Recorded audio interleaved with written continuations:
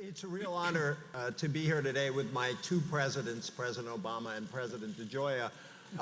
And my friend David Brooks hurled the most vicious insult at me ever once when he said that I was the only person he ever met whose eyes lit up at the words panel discussion. And I have to confess that my eyes did light up when I was asked to do this particular panel discussion, and not just for the obvious reason to my left. And it's a real honor to be with you, Mr. President, or Arthur or Bob. Poverty is a subject we talk about mainly when tragic events such as those we witnessed recently in Baltimore grab our attention, and then we push it aside, we bury it, we say it's not politically shrewd to talk about it. So I salute Georgetown, my friend John Carr and Galen Carey, and all the other extraordinary people who are gathered here for the Poverty Summit from all religious traditions all over the country. Our friend Jim Wallace once said that if you cut everything Jesus said about the poor out of the gospel, you have a book full of holes.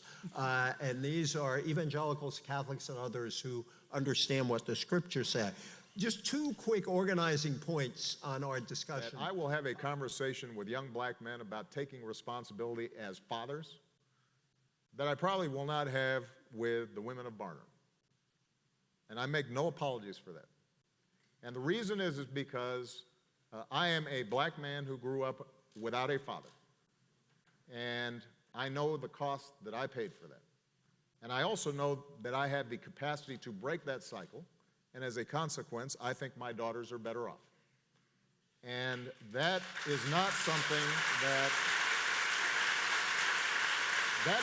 is not something,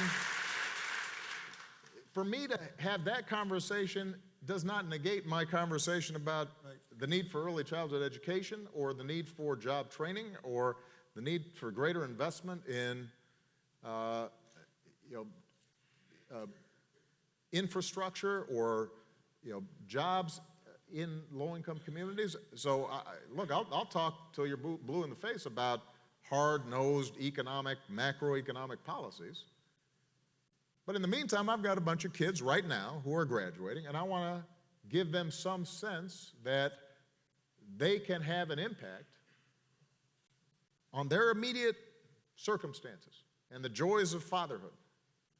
And we did something with My Brother's Keepers, which emphasizes apprenticeships and emphasizes corporate responsibility, and we're gathering resources to give very concrete hooks for kids to be able to advance. And I'm going very hard at issues of criminal justice reform and breaking this school to prison pipeline that exists for so many young African-American men. But when I'm sitting there talking to these kids, and I've got a boy who says, you know what, how did you get over being mad at your dad? Because I've got a father who beat my mom and now has left. And has left the state, and I've never seen him because he's trying to avoid $83,000 in child support payments. And I want to love my dad, but I don't know how to do that. I'm not going to have a conversation with him about macroeconomics. I'm going to have a conversation with him about how I tried to understand what it is that my father had gone through and how issues that were very specific to him created his difficulties in his relationships and his children, so that I might be able to forgive him and that I might then be able to come to terms with that. And I don't apologize for that conversation. I think, and so this is what I mean when this is where I agree very much with Bob, that this is not an either-or conversation. It is a both-and. The reason we get trapped in the either-or conversation is because all too often, not Arthur, but those who have argued against a safety net or argued against government programs have used the rationale that character matters, family matters, values matter, as a rationale for the disinvestment in public goods that took place over the course of 20 to 30 years. if in fact the most important thing is character and parents, then it's okay if we don't have band and music at school. That's the argument that you will hear. It's okay.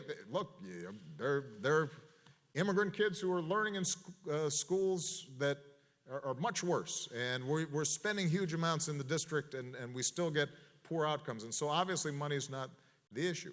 And so what you hear is a logic that is used as an excuse to underinvest in those public goods.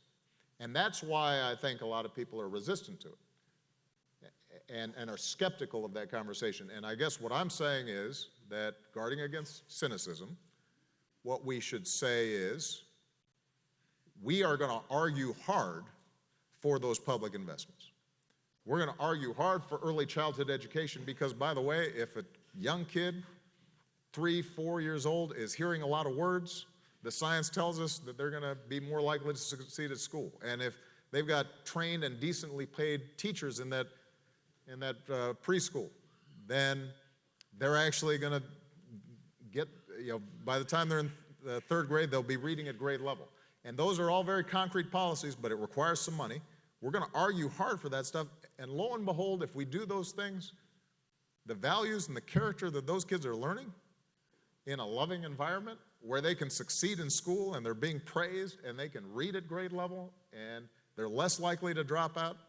And it turns out that when they're succeeding at school and they've got resources, they're less likely to get pregnant as teens and less likely to engage in drugs and less likely to be involved in the criminal justice system.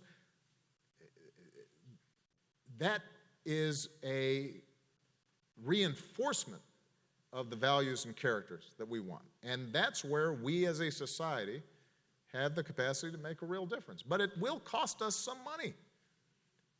It will cost us some money. It's not free. You look at a state like California that used to have by far the best public higher education system in the world, and there's a direct correlation between Proposition 13 and the slow disinvestment in the public university system so that it became very, very expensive. And kids got priced out of the market. Or they started taking on a whole bunch of debt. Now that was a public policy choice based on folks not wanting to pay property taxes. And that's true in cities and counties and states all across the country. And that's really a big part of our political argument. So I am all for values, I am all for character, but I also know that that character and that values, the values that our kids have that allow them to succeed in delayed gratification and discipline